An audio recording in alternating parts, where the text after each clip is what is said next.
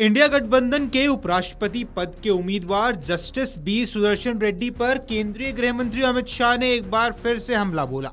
अमित शाह ने विपक्षी इंडिया गठबंधन पर निशाना साधते हुए कहा कि उन्होंने सुप्रीम कोर्ट के जिन पूर्व जज बी सुदर्शन रेड्डी को उम्मीदवार बनाया है, उन्होंने सलवा जुडुम को खत्म करने वाले फैसले के जरिए नक्सलियों को 2 दशक तक जिंदा रखा।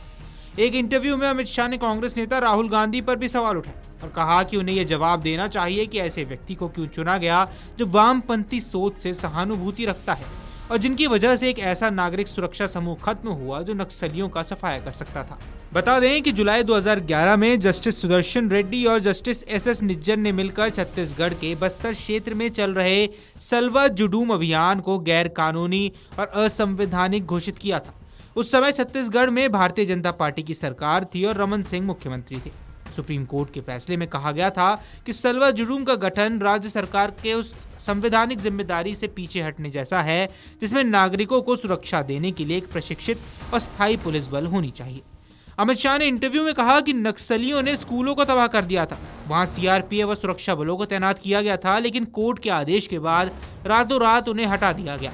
कई जगहों पर सुरक्षा बलों पर हमले हुए। सुदर्शन रेड्डी से ज्यादा राहुल गांधी को जवाब देना चाहिए कि ऐसे व्यक्ति को क्यों चुना गया। ऐसी विचारधारा की वजह से नक्सलियों को सुरक्षा मिली। शाह ने कहा कि सलवा जुडूम उन आदिवासियों ने बनाया था जो शिक्षा, सड़क और स्वास्थ्य चाहते थे। उन्होंने कहा यह उनकी रक्षा के लिए बना था, लेकिन सुप्रीम कोर्ट ने इसे ही खत्म कर दिया। गृह मंत्री ने कहा कि इस फैसले के बाद आत्मरक्षा का अधिकार आदिवासियों से छीन लिया गया, जबकि उस समय नक्सलवाद अपने आखिरी दौर में था। उन्होंने कहा कि यह सब सुप्रीम कोर्ट के दस्तावेज में है। उसी फैसले ने नक्सलवाद को 2 दशक और जिंदा रखा। केंद्रीय गृह मंत्री शाह ने एनडीए के उपराष्ट्रपति पद के उम्मीदवार के रूप में महाराष्ट्र के राज्यपाल सीपी राधाकृष्णन के नाम का समर्थन करते हुए कहा कि यह स्वाभाविक है कि यह पद दक्षिण भारत के किसी व्यक्ति को मिले, क्योंकि राष्ट्रपति पूर्व से, प्रधानमंत्री उत्तर से और पश्चिम से आते हैं। शाह ने कहा उपराष्ट्रपति का पद दक्षिण भारत के किसी व्यक्ति को मिलना स्वाभाविक था, क्योंकि राष्ट्रपति पूर्वी भारत से है और प्रधानमंत्री पश्चिम व उत्तर भारत से। जब उनसे पूछा गया कि एनडीए ने तमिलनाडु के नेता और आरएसएस स्वयंसेवक रहे सीपी राधाकृष्णन को ही क्यों चुना, तो शाह ने नटकलों को खारिज कर दिया। ये फैसला 2026 के विधानसभा चुनाव से पहले तमिलनाडु में राजनीतिक लाभ लेने के मकसद से किया गया। शाह ने कहा हम पहले भी तमिलनाडु में अपने सहयोगियों के साथ चुनाव लड़ चुके हैं और सीटें भी जीती हैं। अगर हम किसी को भी कहीं से नामित करते तब भी ऐसे सवाल उठते। राधाकृष्णन का लंबा राजनीतिक जीवन रहा है। वे 2 बार सांसद रहे हैं। वे पार्टी के तमिलनाडु अध्यक्ष रहे हैं।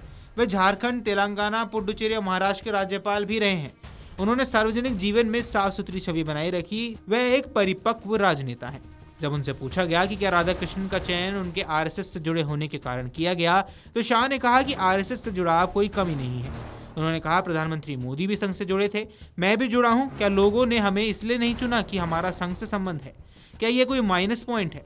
नहीं।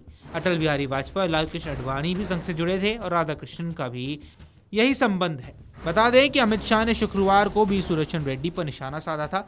केरल के कोची में एक मीडिया समूह के आयोजन में अमित शाह ने कहा कि उपराष्ट्रपति पूरे देश के होते हैं, ऐसे में किसी भी जोन या राज्य से आ सकते हैं।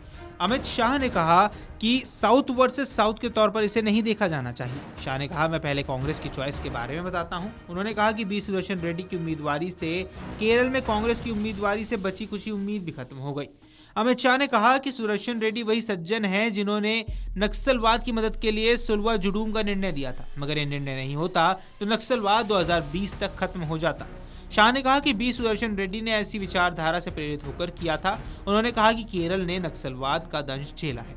बता दें कि देश में आने वाले 9 सितंबर को उपराष्ट्रपति पद के लिए चुनाव होने हैं और इसको लेकर राजनीतिक दलों में अपनी अपनी तैयारियां शुरू कर दी हैं। एक तरफ जहां एनडीए गठबंधन दल ने सीपी राधाकृष्णन को अपना उपराष्ट्रपति उम्मीदवार घोषित किया है, वहीं दूसरी ओर इंडिया गठबंधन ने उपराष्ट्रपति पद के उम्मीदवार के लिए जस्टिस बी सुदर्शन रेड्डी का नाम आगे किया है। Video desk Amarujala dot com. अगर आप ये वीडियो YouTube पर देख रहे हैं तो हमारे चैनल को सब्सक्राइब कर बेल आइकन दबाएं और Facebook पर देख रहे हैं तो हमारे पेज को लाइक करें।